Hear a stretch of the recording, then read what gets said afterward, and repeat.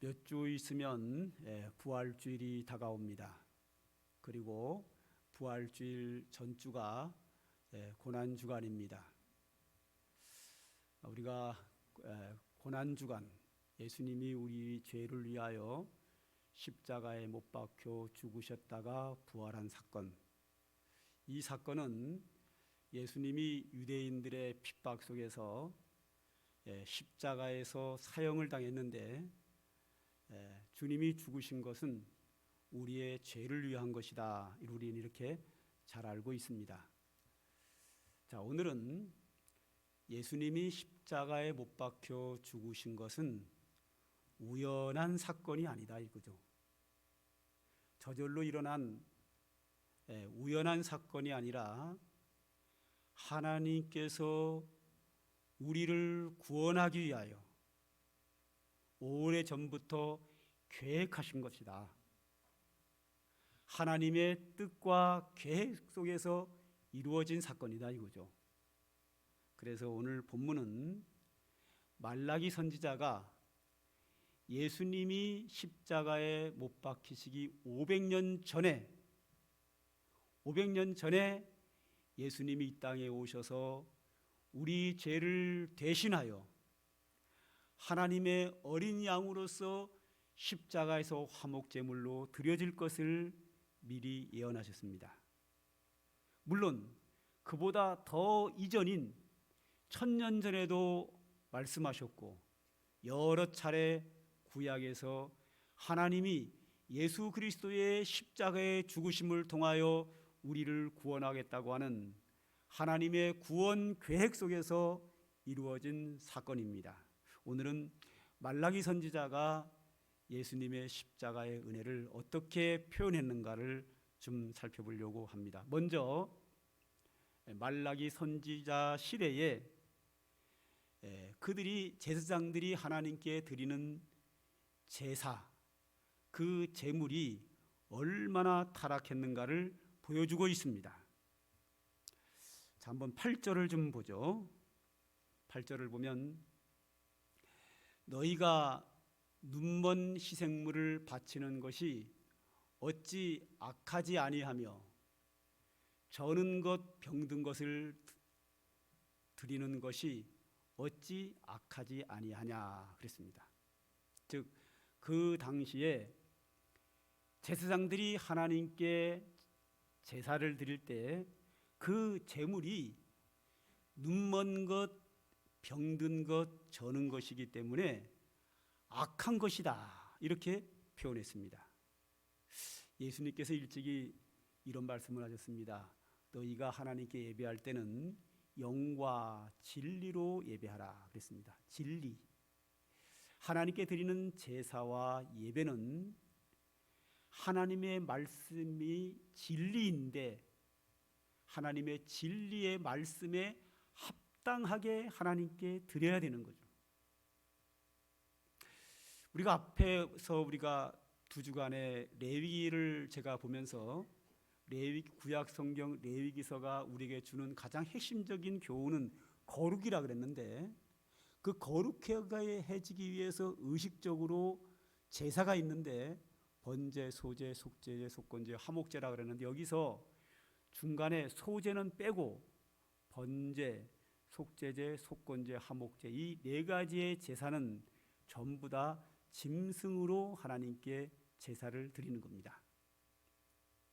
이 4가지 제사를 하나님께 드릴 때 어떤 것은 뭐 숫소, 어떤 것은 암소, 뭐 염소, 양, 비둘기, 수컷, 암컷 뭐 이렇게 다양하게 하나님께 제사를 드릴 수 있는데 어떤 제물이든지 어떤 제사가 됐든지 반드시 공통적으로 꼭 들어가는 게 하나가 있습니다.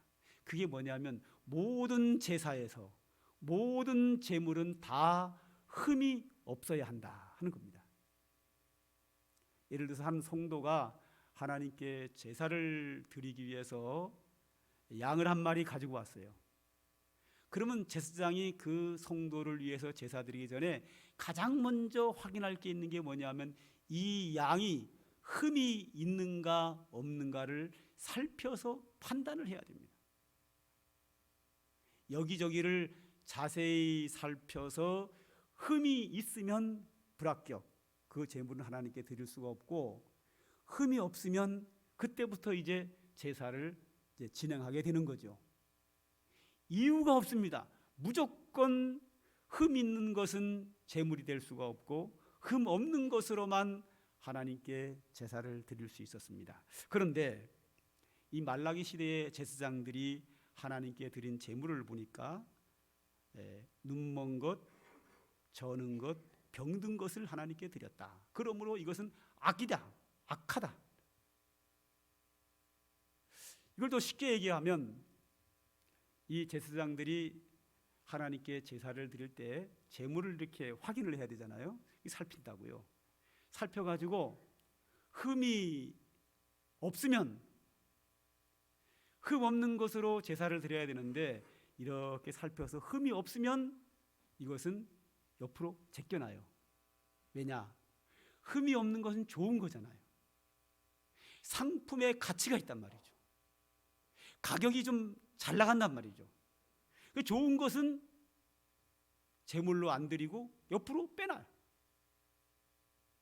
그리고 이렇게 살펴서 흠이 있으면 그것을 가지고 하나님께 제사를 드렸어요.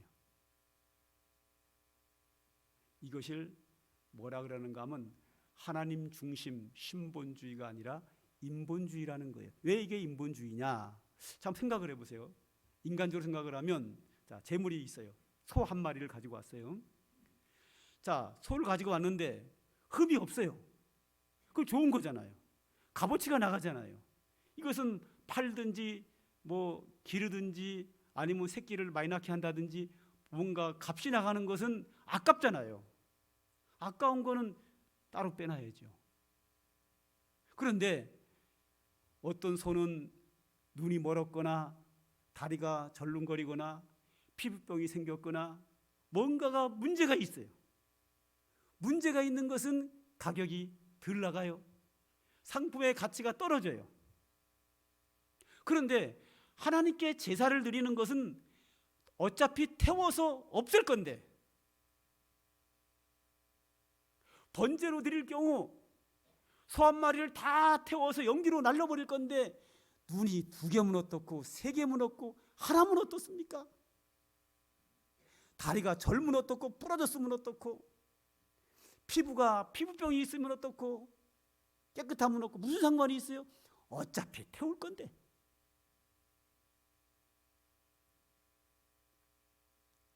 우리 인간적으로 생각하면 병든 것, 저는 것, 눈먼 것은 제물로 드려야 되고 건강하고 좋은 것은 옆으로 빼놓는 것이, 아끼는 것이 정상이에요. 그게 인본주의예요. 그렇지 않습니까? 어차피 태울 건데, 태워서 연기로 날려버릴 건데, 어차피 제사 지내고 나면 재로 남을 건데.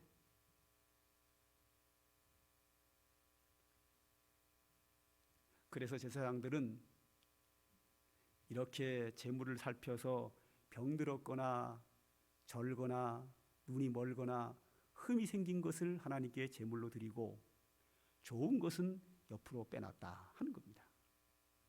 이것이 하나님은 악하다 그랬어요. 왜 악하다 그랬느냐? 예수님 말씀하시기를 영과 진리로 예배하라고 했는데, 진리의 말씀인 성경 레위기에서 반드시 하나님께 드리는 제물은 흠이 없어야 된다라고 딱 명시해뒀다. 제물은 흠 없는 것을 드리는 게 진리예요. 하나님의 뜻이에요. 하나님께 제사 드리는 것이기 때문에 하나님이 기뻐 받으시도록 제사를 드려야 되는데, 하나님이 흠 있는 것은 안 받으시고 흠 없는 것을 받겠다고 말씀하셨어요. 그러면 흠 없는 것으로 드리는 게 맞아요. 사람의 기분에 따라서, 사람의 유익에 따라서 인간적인 생각으로 바뀌는 것이 아니라 하나님께 드리는 제사요, 하나님이 받으시는 제사이기 때문에 하나님이 원하는 대로 하나님의 뜻대로 하나님의 말씀대로 하는 것이 올바른 제사란 말이죠. 그런데 제 당시에 제사장들이 하나님의 말씀을 어기고 진리를 어기고 인간적인 생각으로 인본주의로 인간이 유익한 대로 병든 것만 골라서 하나님께 제사를 드렸다. 여기에 대하여 하나님이 그들을 악하다고 했어요. 여기서 하나님이 악하다고 했는데 이 제물이 흠이 없기 때문에 제물을 탓하고 악하다고 하는 게 아니에요. 물론 제물이 문제가 있죠.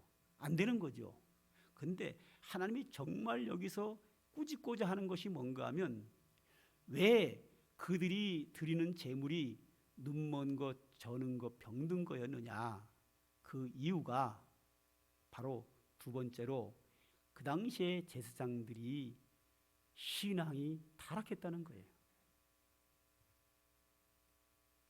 그들의 신앙이 타락해서 하나님 앞에 옳지 않기 때문에 하나님이 원하지 않는 흠 있는 것으로 제사를 드렸다는 거예요. 이 신구약 성경 전체에서요, 하나님은 항상 하나님이 자신을 하나님으로 대접받고 싶어 하십니다. 하나님이 누군가요? 천지 만물을 창조하신 분, 그리고 세상 만물 온 우주를 통치하시는 분, 인간의 생사복을 주관하시는 분, 만왕의 왕이신 분, 하나님은 그렇게 우리에게 대접을 받기를 원해요. 그런데 그런 하나님, 존귀하신 하나님, 영광스러우신 하나님께 드리는 제사는 흠 없는 것으로 드려야 한다. 그런데 그들이 흠 있는 것으로 골라서 제사드렸다는 것은 그들의 신앙이 타락했다. 하나님을 하나님으로 대접하지 않고 하나님을 업신여겼다는 것이 오늘 말라기서 1장이 우리에게 주는 교훈이에요. 한번 우리가 10절을 볼까요?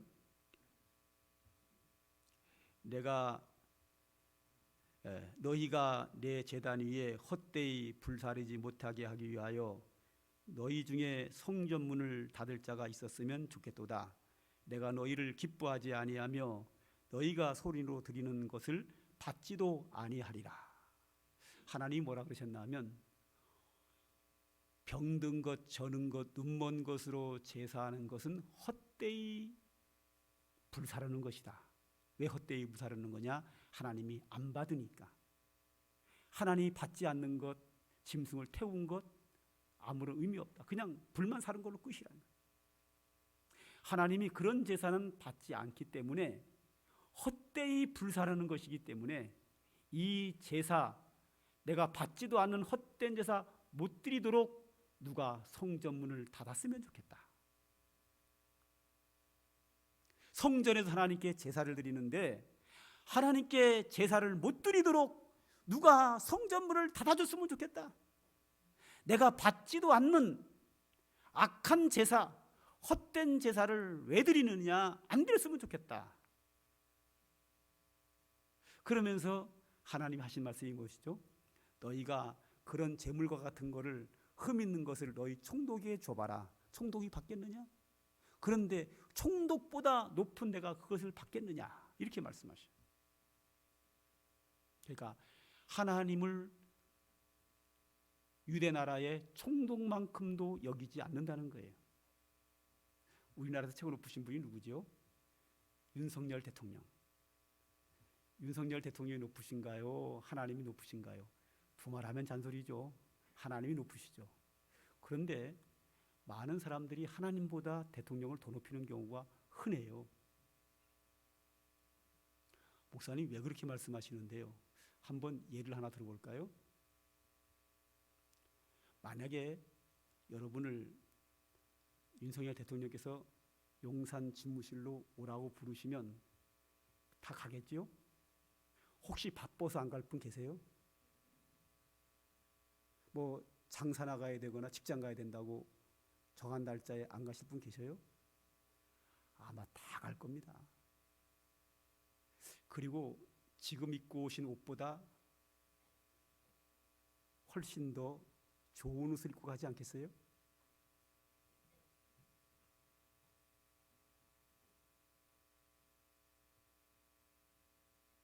그건 뭘 말하는 거죠?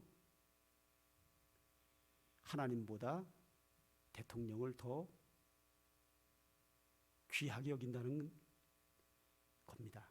대통령 앞에 예의를 더 갖추겠다는 거예요.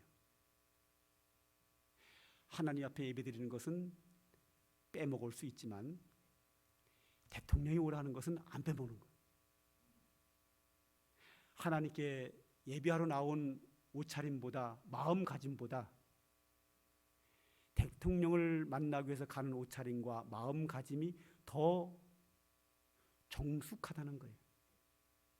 여기 대해서 어떻게 생각하세요? 꼭 이런 얘기하면 여러분들 질문할 거예요. 목사님은요? 꼭 그런 질문을 하시더라고. 마음속으로 하시는 얘기가 제 귀에 들려요.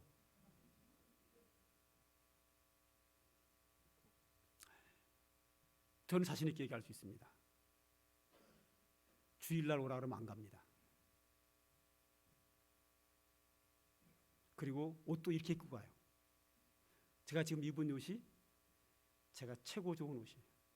제가 아침에 이 머리 스타일도요, 내가 한 정말 가장 멋있게 만든 거예요.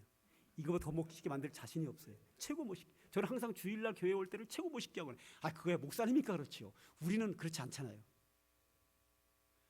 목사님이 하나님이나 성도의 하나님이나 다 하나님 앞에서 우리는 죄인이고, 우리는 모두가 다 하나님을 하나님으로 섬기는 성도입니다. 똑같아야 합니다. 이 시대에, 이 말라기 선지자 시대에 제사장들이 하나님을 얼마나 업신여겼으면, 그들은 레위기서에 반드시 제물을 흠 없는다는 걸 알면서도 흠 있는 것을 골라서 하나님께 드렸다는 거예요. 그러므로 하나님이 그들이 악하다, 지금 제물을 택하는 것이 아니라 그 제물을 보고 너희들의 신앙이 잘못되었다, 너희들이 나를 향한 존경심이 없다, 나를 알기를 총독만큼도 여기지 않는다, 그들의 신앙과 영적인 상태를 하나님이 지금 탓하고 계시는 거예요. 잘못되었다.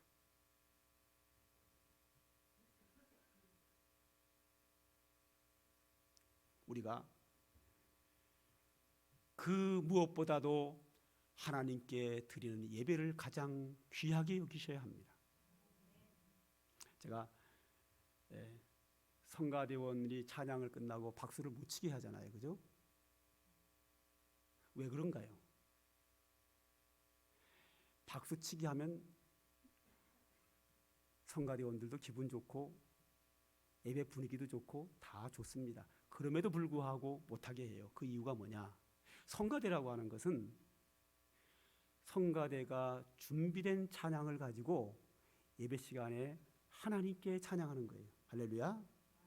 그러면 그 준비되고 잘 준비된 아름다운 음악에 가사를 넣어서 하나님을 찬양할 때 우리 성도들은 그 찬양 소리를 들으면서 함께 마음으로 하나님께 찬양을 드리는 거예요. 그걸 갖다가 성가대 찬양을 대표 찬양이라고 그래요. 그래서 성가대원들이 아름다운 곡을 가사를 넣어서 하나님을 아름다운 찬양을 할 때 우리는 그 아름다운 찬양을 들으면서 그 찬양을 그대로 하나님께 올려드리는데, 그런 과정에서 꼭 성가대가 잘했다고 박수를 쳐야 되나요? 그 불필요한 거예요. 오히려 예배에 방해가 된단 말이죠. 방해되는 걸 없애는 거예요. 예배는 우리가 기분 좋으려고 예배 드리는 게 아니에요. 하나님 기뻐 받으시라고 드리는 게 예배예요. 그리고 이건 좀 죄송한 얘기인데 시험 들지 마세요. 그런 분들이 많으니까. 누굴 두고 하는 얘기 아닙니다. 앞에 대표 기도하러 나오면서 성경 구절을 읽지 않는 게 좋아요. 성경은 뭐죠? 하나님이 나에게 말씀하신 거예요. 기도가 뭐죠? 내가 하나님께 드리는 게 기도예요. 그런데 하나님 말씀을 기도 시간에 읽으면 어떻게 해요? 안 맞아요. 진리에 맞지 않아요. 영과 진리로 예배하라 그랬어요. 진리에 안 맞아요. 성경 구절은 하나님이 나에게 말씀하시는 거란 말이에요. 기도는 내가 하나님께 말씀드리는 건데, 기도 시간에 하나님이 나에게 하신 말씀을 도로 하나님께 드려? 이게 뭐예요? 말도 안 되는 얘기죠. 아주 감동적인 성경 구절을 읽으면서 성도들의 마음은 감동시킬 수 있지만 기도의 대상이 성도가 아니라 누구예요? 하나님이세요.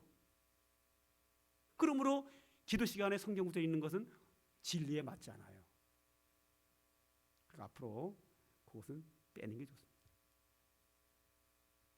그리고 또 하나, 이제 기도자가 좀 전에 문수영 장로님 여기서 기도하셨는데 다음 주에는 알아주셨으면 좋겠어요. 다음 주 기도자가 누구죠?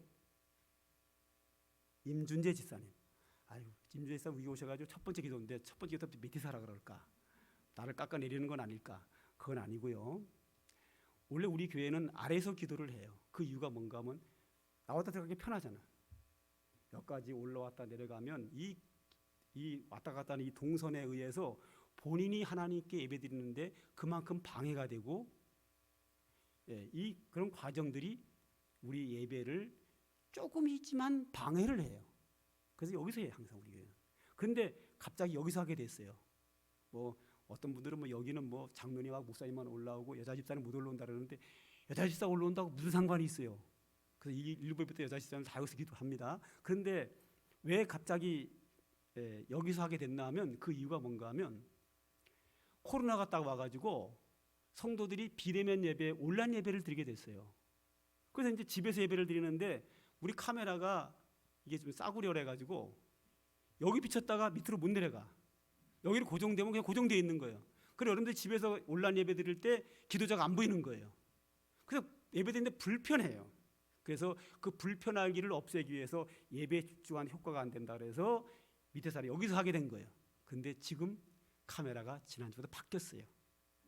밑에서 기도해도 카메라가 다 비춰져서 지금 온라인 예배 드리는 분들도 기도자가 누군지 얼굴을 보고 같이 기도할 수가 있어요. 그래서 여기서 기도하는 것보다 여기서 기도하는 게 효과적이에요. 그럼 목사님도 밑에 나서 설교하시죠. 여기가 잘 보여요. 그래서 계속 있잖아요. 그러니까 여기서 이게 효과적인 거예요. 그래서 지금 여기에 누가 담임 목사만 올라가느냐, 뭐 여집사가 올라오느냐, 이건 중요한 게 아니고 어떻게 하는 것이 하나님께 예배를 좀 더 바람직하게 영광스럽게 예배를 드리느냐, 여기에 우리는 초점이 맞춰져 있어야 돼요. 기왕 얘기 나온 김에 하나 더 할까요? 우리 찬송가에 사람들은 그래요. 찬송가에 있는 건 다 찬송이고 찬양이고 복음성가 집에 있는 건 다 복음성가라 그러는데 그렇지 않아요. 이 안에 찬송도 있고 복음성가도 들어있어요. 그리고 복음성가 집에 찬양도 들어있어요. 찬양이냐 복음성가냐 구분은 여기에 있으면 찬송이고 복음사 있으면 복음성 그렇게 되는 게 아니고 어디에 있든지 관계없이 그 찬송의 내용 가사가 하나님께 향한 거면 예배 시간에 부를 수 있어요. 그런데 그 가사가 사람을 향한 거라면 예배 시간에 할 수 없어요. 예를 들어서 찬송가 이런 거 있죠. 찬송가 안에 듣는 사람마다 복음 전하여. 그래서 중간에 가면 아무나 오라 아무나 오라. 누구한테 하는 거예요? 사람한테 하는 거예요. 찬송가에 있지만 예배 시간에 불러서는 안 돼요. 예, 영과 진리로 예배하라고 그랬어요. 그런데 복음성가에 있지만 예수 우리 왕이여 이곳에 오셔서 찬송이에요. 그래서 이번에 바뀌면서 복음성가에 있는 찬송이 찬송가로 들어왔어요. 오늘 임직시 때 첫 번째 부른 찬송가가 그거거든요. 몇 장이죠? 38장. 원래 38장은 복음성가에 있었어요. 근데 찬송이기 때문에 일로 들어온 거예요. 찬송가에 있느냐 복음성가에 있느냐가 예배 시간에 부르냐보다 구분짓는 게 아니라 그 가사 내용이 하나님께 드리는 찬양이면 예배 시간에 부를 수 있고 복음성가면 부를 수가 없어요. 그 가사를 보면 다 알아요. 내용이 누구한테 했느냐. 예배는 하나님께 드리는 찬송만 할 수 있어요. 왜? 영과 진리로 하라 그랬기 때문에 진리에 맞아야 돼요. 그리고 안내 쓰시는 분들 시간 되면 들어오셔야 돼요. 계속 안내 쓰면 안 돼요. 왜? 본인 예배 드리는 게 중요하죠. 그리고 뒤에서 이제 예배에 이렇게 협력하는 분들 본인들도 앉아서 예배를 잘 드려야 돼요. 그러다 무슨 일이 발생하면 많은 사람들의 예배에 방해되니까 그 문제를 해결하기 위해서 왔다 갔다 할 수 있어요. 그러나 가능한 왔다 갔다 하지 말고 예배에 집중하셔야 돼요. 하여튼 어떻게 하는 것이 많은 사람들이 하나님께 바람직한 예배를 드릴 것인가, 하나님이 기뻐 받으시는 정성스러운 예배가 될 것인가에 우리는 초점이 맞춰져야지, 이것이 사람이 기뻐하느냐 감동을 주느냐는 아니에요. 하나님께 드리는 예배는 하나님이 기뻐 받으시는 예배를 드려야 해요. 자, 그러면 이런 생각을 할 수 있죠. 내가 지금 옷도 그냥 현찬 옷 입고 왔는데 졸리기도 한데 좀 졸았는데 그러면 이거 흠 있는 거라서 하나님이 안 받아주시면 어떡하지? 한번 걱정되는 분이 계시죠? 집사님은 또 손도 이렇게 하고 계시고, 이거 과연 예배에 옳은가? 그런데 괜찮아요. 괜찮은 건 아니고요. 바람직하진 않지만 하나님이 받으셔요. 왜 그런가 하면 오늘 세 번째로 말라기 선지자가 예언한 깨끗한 제물은 바로 예수님을 말해요. 한번 성경을 보죠. 오늘 본문 11절이죠. 자, 우리 다 같이 읽읍시다. 시작. 각처에서 내 이름을 위하여 분향하며 깨끗한 제물을 드리리니 이는 내 이름이 이방 민족 중에서 크게 될 것임이라. 여기 보면 내 이름을 위하여 분향하며 깨끗한 제물을 드린다. 자, 각처라는 말이 나왔어요. 이 말라기 시대에는 예루살렘 성전에서 하나님께 제사를 드렸는데 앞으로 미래에 예수 그리스도의 시대가 돌아오면 각처에서 하나님께 예배한다. 미국에서 하고 일본에서 하고 대한민국에서 하고 아산시 삼강교회에서 예배하고 세계 각처에서 하나님의 이름을 위하여 분향하며 깨끗한 제물을 드린다. 예루살렘에서만이 아니라 모든 세계의 모든 각처에서 하나님께 제사하는데 그 모든 사람들이 깨끗한 제물을 가지고 하나님께 드린다. 이 말라기 시대의 제사장들은 흠 있고 눈멀고 저는 것, 더러운 것, 하나님께 드릴 수 없는 것만 드려서 하나님이 그 제물을 받을 수 없었는데 미래에 예수 그리스도가 오시면 모든 곳에서 깨끗한 제물을 하나님께 드리게 된다. 깨끗한 제물이 누굴까요? 흠없고 죄 없으신 예수 그리스도가 깨끗한 제물이셔요. 할렐루야. 우리 성찬식 때, 성찬식은 뭐죠? 예수님의 십자가의 죽으심을, 그 은혜를 기념하는 게 성찬식 아닙니까? 그때 이렇게 찬송합니다. 우리는 아무 흠도 없이 거룩하신 주 하나님 어린 양이 죽임을 당했네. 이는 날 위하여 십자가 위에서, 여기까지만 하죠. 아무 흠도 없이 거룩하신 하나님의 어린 양 예수 그리스도가 우리를 위하여 십자가에서 화목제물로 드려졌습니다. 우리는 모두가 다 예수 믿는 사람입니다. 이 시간 우리 모두는 예수를 영접한 사람으로 예수님의 이름으로 하나님께 예배를 드리기 때문에 우리에게는 우리를 위하여 십자가에서 죽으신 어린 양 되신 예수님이 화목 제물을 되셨으므로 우리는 그 제물을 가지고 아버지 앞에 나와 예배하는 겁니다. 그러므로 우리의 제물은 깨끗한 제물입니다. 거룩한 제물입니다. 우리가 좀 부족하다 할지라도 말라기 시대의 제사장들이 흠 있는 것으로 제사한 하나님이 받을 수 없는 그런 제물이 아니라 하나님이 우리를 위하여 예배로 오신 하나님의 어린 양 예수 그리스도의 화목 제물을 가지고 십자가에서 하나님께 드려진 화목 제물을 가지고 오늘 우리가 하나님 앞에 나왔기 때문에 우리의 예배는 하나님이 기뻐 받으시는 예배인 줄 믿으시기 바랍니다. 우리가 좀 부족할지라도 예배의 절차가 좀 못났을지라도 상관없이 우리가 하나님께 가지고 나온 제물이 깨끗한 제물, 하나님이 예비하신 거룩한 제물이기에 우리의 제물, 우리의 예배는 하나님이 반드시 받으시는 예배를 우리는 드리고 있어요. 할렐루야. 그러므로 우리는 예수 이름으로 하나님께 기도할 수 있고 예수님을 영접하고 그 이름으로 하나님께 예배하는 모든 성도들의 예배를 받을 수 있습니다. 중요한 것은 우리의 마음가짐이 하나님을 가장 존귀 여기고 세상의 그 무엇보다도 하나님을 1순위로 두고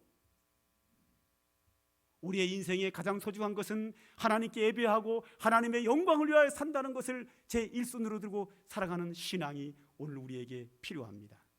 그런 성도들의 모든 예배는 오늘도 하나님이 변함없이 기쁘게 받으십니다.